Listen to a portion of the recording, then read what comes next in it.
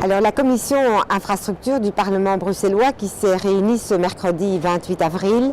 devait débattre de la note d'orientation du contrat de gestion de la STIP.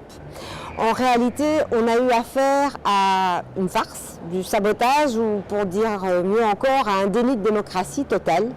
puisqu'il s'agit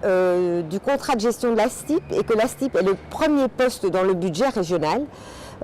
qui avoisine presque un tiers de ce budget et que nous avons eu 2 petites heures pour débattre de cette note d'orientation alors que le contrat de gestion est déjà bien en retard, qu'on aurait dû l'avoir l'année dernière, alors que l'évaluation du contrat de gestion précédent, nous ne l'avons toujours pas reçu.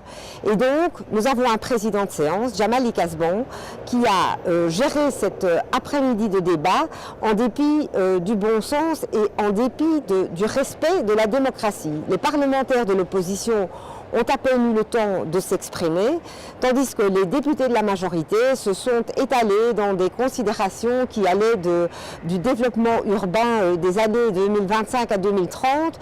pour retourner en arrière jusque dans les années 70 et les premières mesures qui ont été prises pour une rentabilisation des transports en public bruxellois.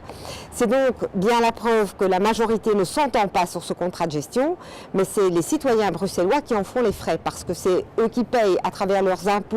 pour avoir une mobilité de qualité. Et dans les faits et dans la réalité,